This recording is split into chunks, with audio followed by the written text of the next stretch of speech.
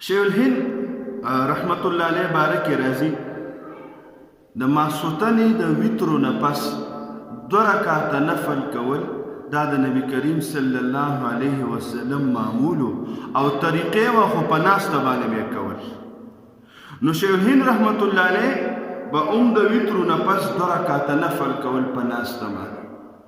نو چا ورته وی حضرت چې په ناسته کې نیم ثواب دی او چې په ولاړه باندې کې نو پوره ثواب دی.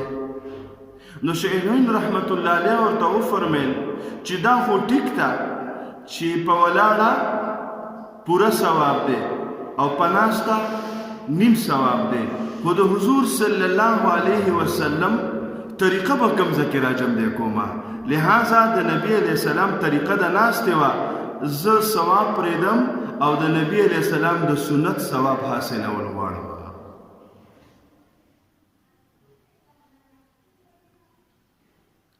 ولی چې د نبی علیہ السلام د سنت مبارکې عالمان لیکي که یو انسان خپل ضرورت حاجت پوره کوي د خپل تقاضې د اودسماتو او هغه اودسماتې د سنت په طریقه باندې وکړي نو دغه طریقه هم دله د نفلو نه بهتره ده، ځکه چې دا د حضور صلی الله علیه وسلم طریقه ده. نو د نفلو نه په دغه سنتو کې ثواب زیات شو. نو د ناستې په نفلو باندې د ولاړې د نفلو نه زیات ثواب ځکه میلاویږي چې طریقه پکې د نبی علیہ السلام راجم دی شوه. دې وجې نه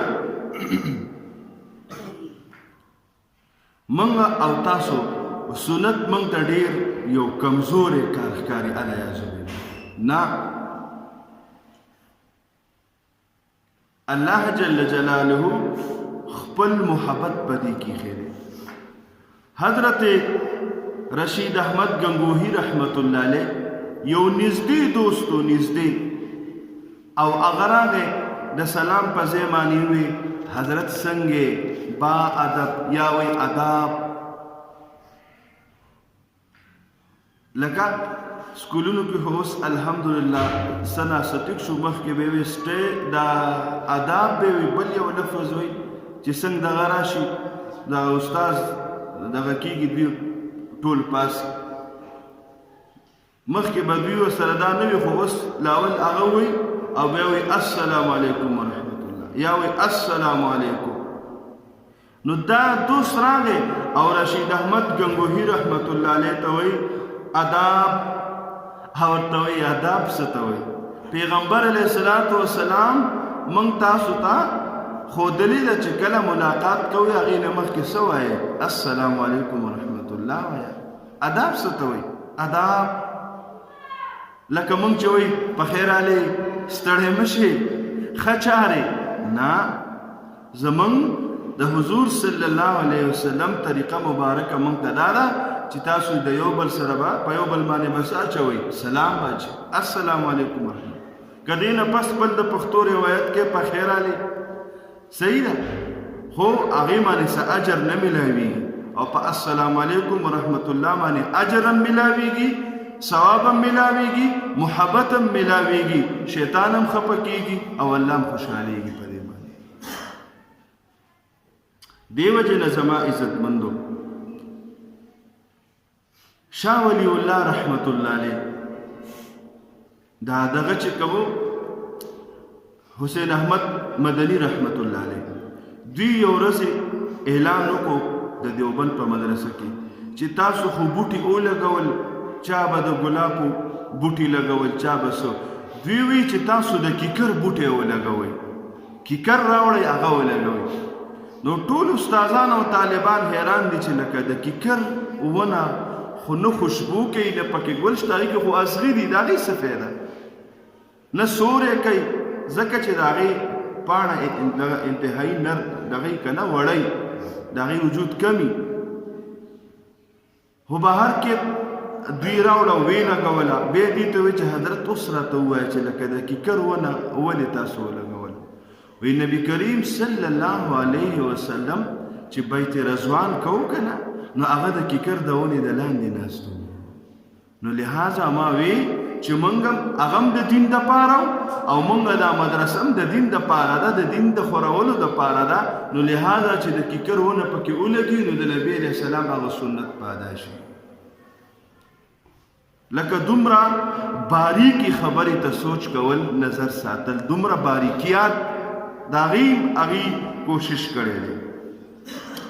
دغه شانتې زما عزتمندو حضرت شاه ولی الله محدث دهلوي رحمت الله علیه فرمایل د هغوی په ملفوظاتو کې دي چې کله دوی د نبی علیه السلام روضې ته لاړل نو بیا دوی فرمایل چې موږ یو ناشنا کیفیت به مخصوص کو چې حضرت څنګه وایي چې کم دلته کې طالب علمان ناستو او استادان ناستو د نبی علیه السلام د حدیثو درس کوو، وی د نبی علیہ السلام د روضې نه به انوارات راوتل او وی د دوی په سینو باندې به ورېدل. د نبی علیہ السلام د سینې مبارکې نه به انوارات راوتل او وی د دوی په سینو باندې به انوارات ورېدل. ولی چې د نبی علیہ السلام د طریقې د خورولو درس شروع کړه.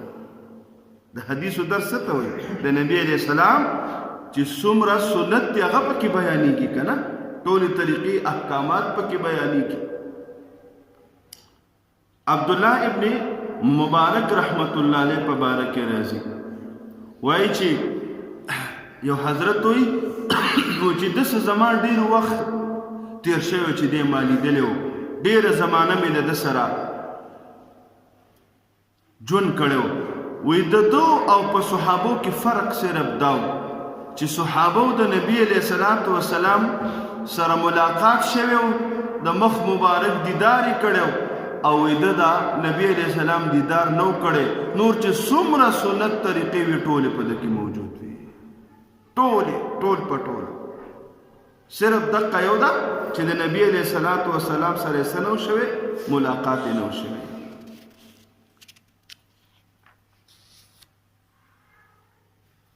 حضرت مدنی رحمت الله علیه باره کې یو بله واقعه راځي، وایي چې حسین احمد مدنی رحمت الله علیه په غاښ باندې درد شو. نو وایي چاته یې وایي چې لاړ شه او دا لونګ ماله راوړه. لونګ وایي چې هغه لاړې نو 4 دانې یې وله راوړې.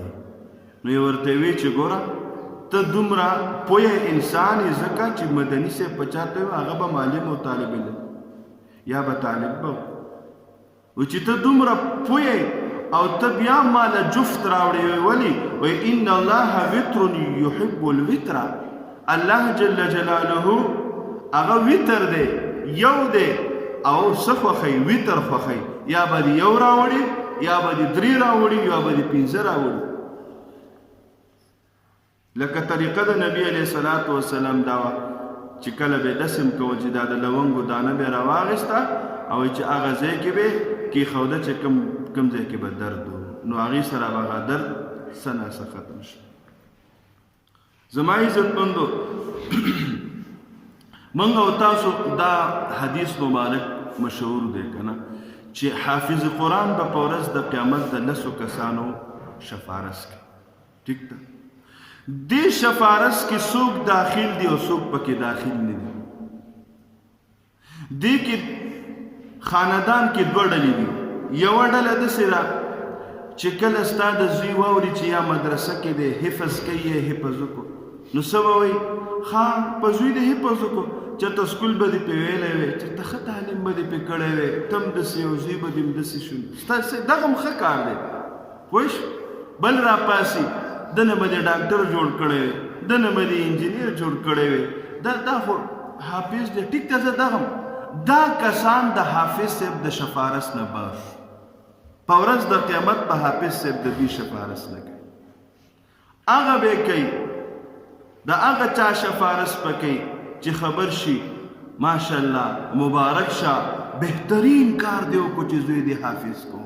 زمونږ دا څه داسې دي تعلیمونه یې کړي خو بهترین کار دا دی زه د زړه نه په دې خوشحاله یم چې ستا زوی حافظ شو، ستا زوی عالم شو. دا کس د حافظ صاحب په شفارس کې راغی. ولې؟ چې د حافظ صاحب سره محبت د چا د وجه نه راغی؟ د الله د کلام د وجه نه راغی. او د چا د وجه نه چې نبی کریم صلی الله علیه وسلم په هغه باندې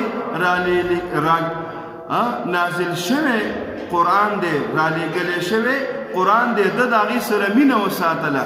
د مینې په عوض کې دا د حافظ قرآن په ورځ د قیامت د شفارس په لیست کې دی راغلی.